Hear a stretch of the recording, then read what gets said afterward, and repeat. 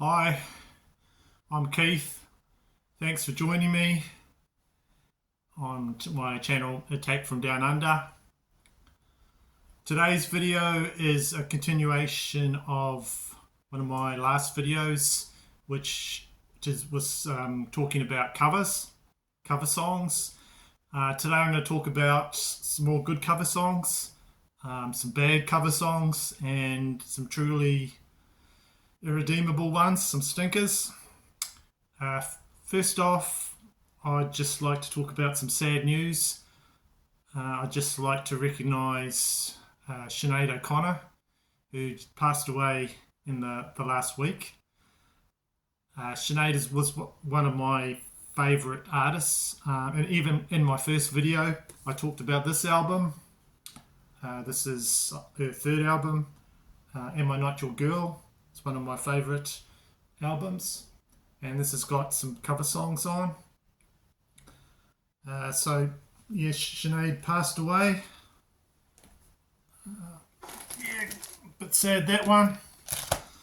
I was talking about best cover songs, and of course her cover song of Nothing Compares to You is a famous one. I was looking on YouTube to see how many views that had just the other day, and up to last night she's got 4,111 million views, and that's just staggering. And that just tells you sort of the impact of some of her music has just had on people. So I've been streaming her music. She's got some really good music. If you want to listen to a good song, there's one about with her doing the Peter Gabriel song "Don't Give Up" with Willie Nelson. That's one I like. So I think, it seems to happen after you die. People say nice things about you, and I think that's going to happen with Sinead O Connor. And eventually, in retrospect, I think she's going to be thought of as one of the voices of her generation, and just be up there with great female singers like Stevie Nicks, Aretha Franklin, Janis Joplin, all those big names. So rest in peace, Sinead. And I'll get into the video. First off, I'm going to talk about some cover songs that I thought about after I made one of my other videos. So while I'm talking about Sinead O'Connor related things, I thought about this one. Chris Cornell did a version of Nothing Compares to You as well, and it's actually a really quite good one. It's a acoustic version, and he's backed by the guitarist Keaton Simons. So this is a 2018 compilation album that was released after his death. And it's got it here. It's also, he did a version of Michael Jackson's song Billie Jean, which is half decent as well. So I'll just show you the vinyl for that. It's like that. And that little squiggle there is his signature. I didn't realise that till someone on YouTube was showing an autograph from him, but that there is his actual signature.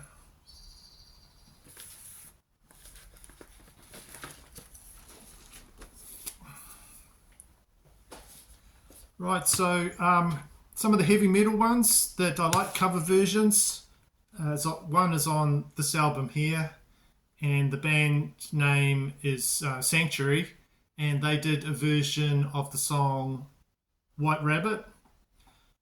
White Rabbit is a song that was originally done by Grace Slick and the American rock band Jefferson Airplane, and it's on their 1967 Surrealistic Pillow album.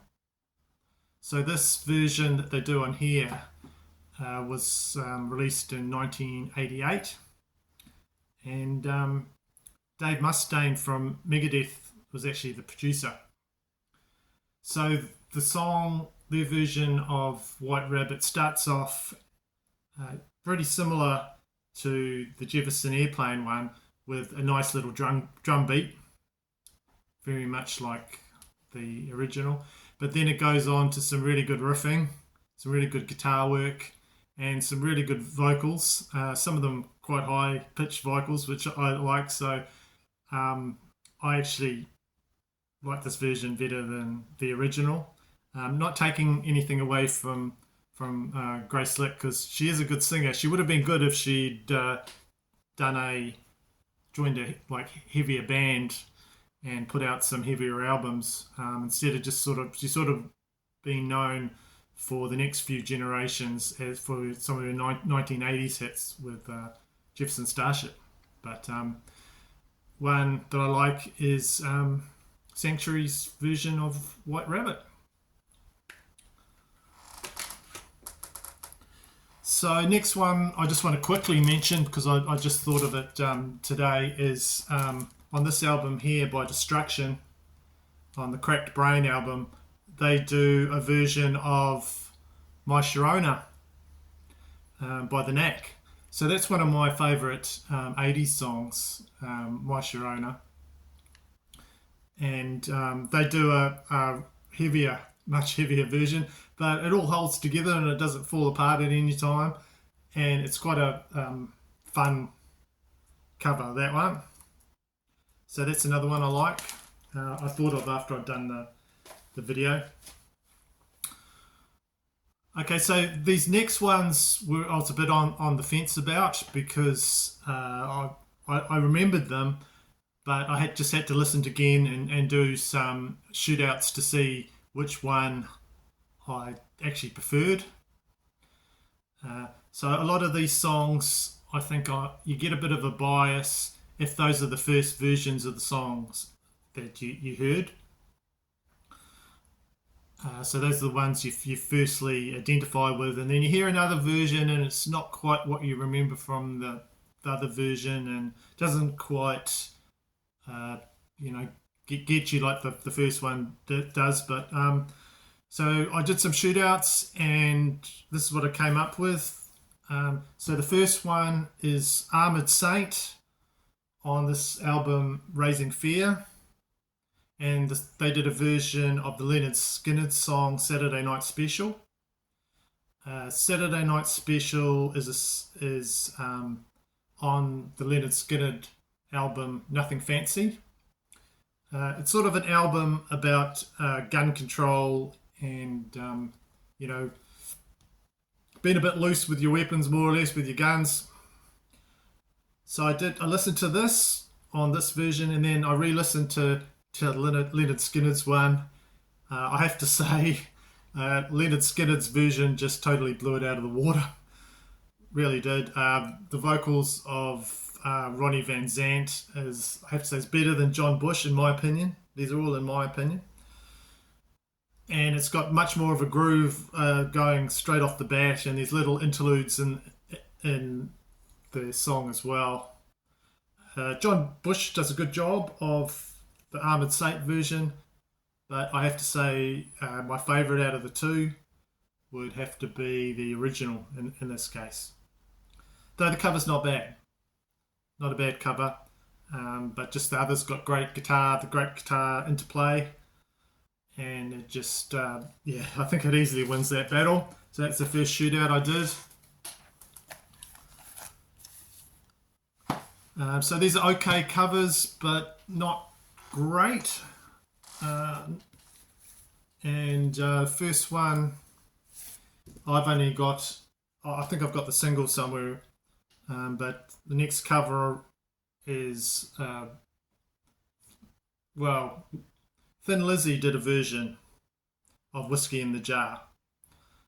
And you can sort of say that every version is a cover because it is a Irish traditional song, Whiskey in the Jar. So Thin Lizzy did this cover in 1973. I've got it on this Rock Anthems album, which is a K-Tel one. Yeah, we got K-Tel as well in New Zealand. And number 4 on side 1 there.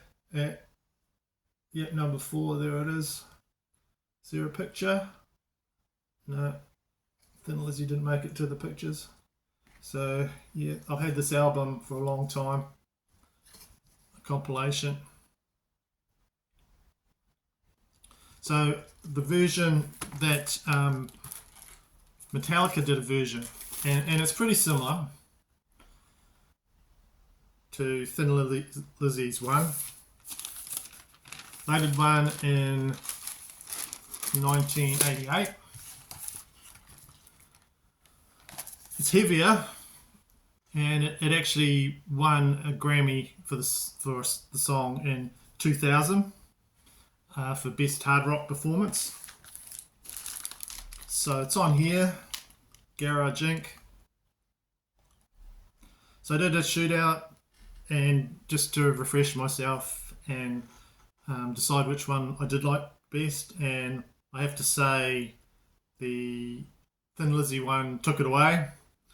I am a big fan of Thin Lizzy, and they do, Metallica don't do bad versions of their covers, but I have to say, out of that one, Thin Lizzy won that bout. Okay, on the same album, triple album, it's got 3 discs. They also did a version of Turn the Page, which Bob Seger did. It was written by Bob Seger in 1972, and it talks about the sort of emotional hardships of a rock musician's life on the road. And Metallica did a cover, and it was featured on this album set of cover songs. So I think I've probably showed this before, but it's on a thing like this. There.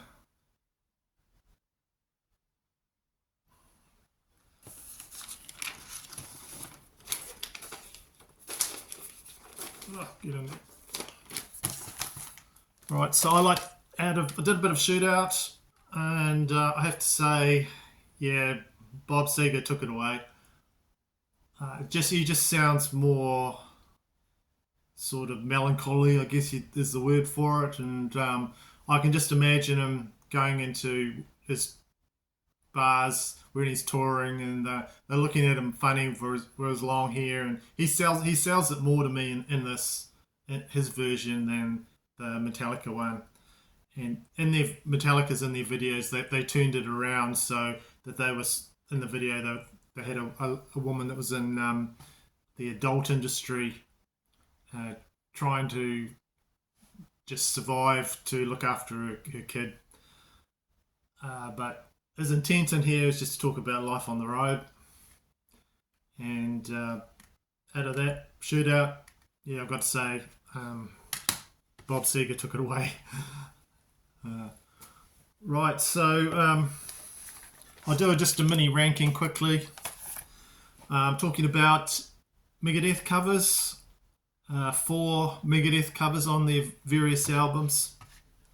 So I'm going to go from the one that I don't like the most to the one I actually like the best.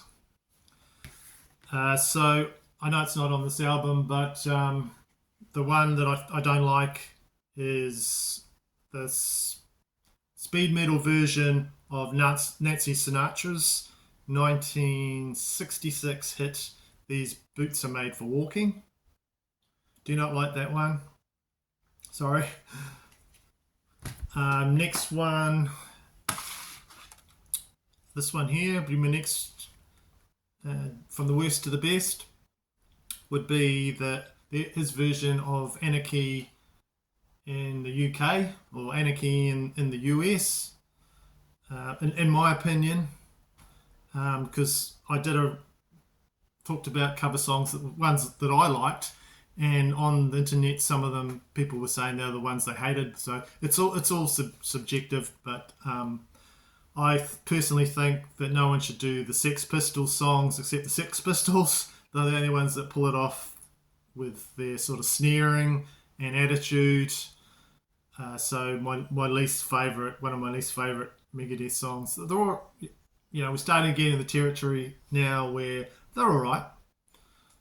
So this just lacks a lot from the original by Sex Pistols. So I don't know. Maybe Motley Crue's version is better. I think it might just be. So the next one, these next two I do like. So it's Megadeth's version of the blues classic It Ain't Superstitious. So it is on this album. Peace sells, but who's buying? There we go. That one I actually quite like. I like Jeff Beck doing it, and quite a few artists have covered that one.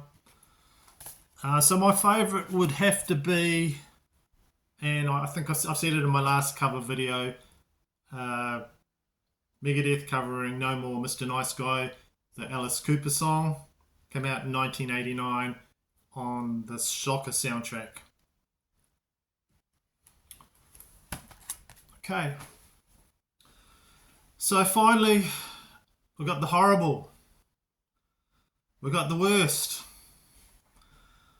These are ones with really no redeeming virtues, and I thought I was alone in this, but then I went on the interweb, and pretty much every ranking list that I saw, these two came up every single time. I was actually quite surprised because I thought maybe it's just me. So I don't own copies of this. I've got no props to show you because why would I? So I'm talking about the American rap rock group Limp Bizkit, who did Behind Blue Eyes. Their version was released in 2003, and it's a cover of the Who song Behind Blue Eyes. It came out 1971, classic, and it's goddamn awful. He just speaks in sort of a monotone, and they put in a new verse and messed with it, an extra chorus, and they altered it quite a bit. Now, it's terrible, and it also kind of ruined it for a lot of people, the original, because you can't sort of hear the song without thinking about this awful version that was everywhere. And it just makes it hard to ever enjoy the original song, the same way if you hear it. So if you haven't heard it, don't seek it out.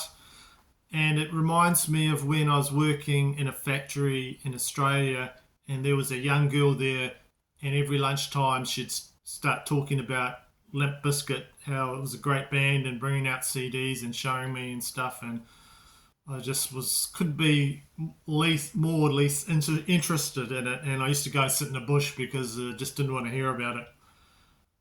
So it's just like a whiny new metal type version, so just avoid.